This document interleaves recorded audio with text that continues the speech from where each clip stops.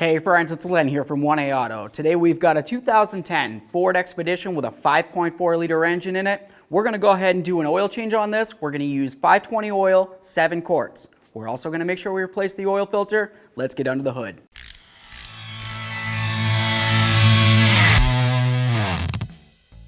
Looking underneath the hood on the passenger side, you're going to see the oil cap. Go ahead and remove that, and we're going to set it right over here by the hood latch. That's going to ensure that we can't shut the hood without adding oil. Other than that, your oil dipstick is located right over here. Leave that in the downward position until you're completed adding oil at the end. While you're under the hood, it really couldn't hurt to check all of your fluids, your washer fluid, your brake fluid, of course your coolant, and while you're at it, why don't you go ahead and check that air filter and make sure it's clean. Alright, now the next thing we need to do is get underneath the truck, and where we want to be located is in the center, right behind the front wheels. You're going to find that there's a drain plug. Let's go ahead and remove that, but make sure you have a nice collection receptacle, something that you'll be able to recycle that oil properly.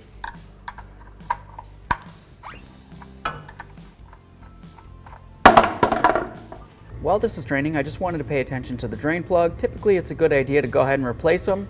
If you can't though, at least make sure that the gasket's in good condition and of course the threads are in good condition. Other than that, let's continue letting this drain till there really isn't much left coming out of there, and then we'll reinstall our drain plug and torque it.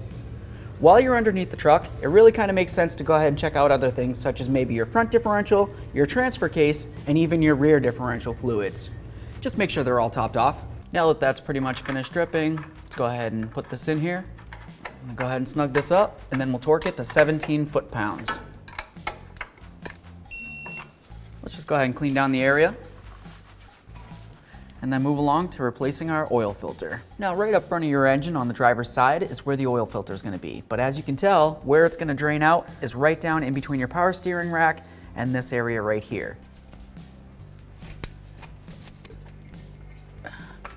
There we are. Now let's clean down the filter base.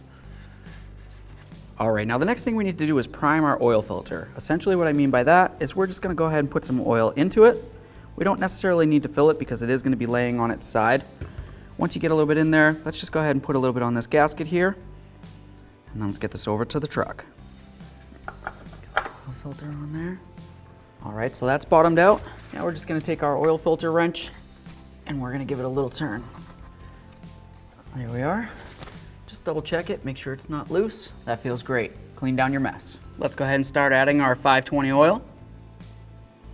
Make sure you put back on your oil cap.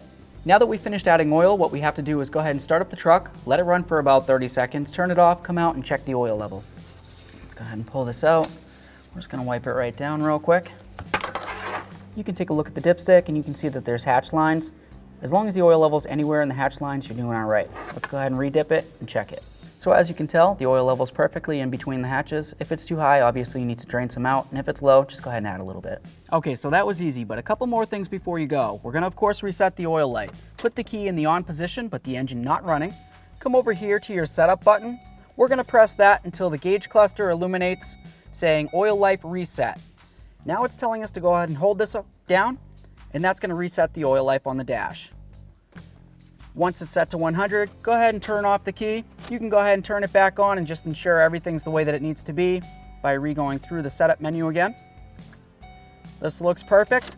One last thing, it's a good idea to go ahead and check your tire pressure. If you're looking for where to find where it's supposed to be, just look right along the driver's side here. That's gonna tell you exactly where to set them to.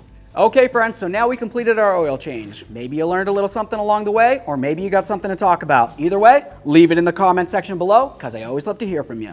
If you liked the video, smash on the like button for me. It would mean the world. While you're at it, why don't you go ahead and subscribe and ring the bell. That way there you can be kept up with all of our latest content. Thanks.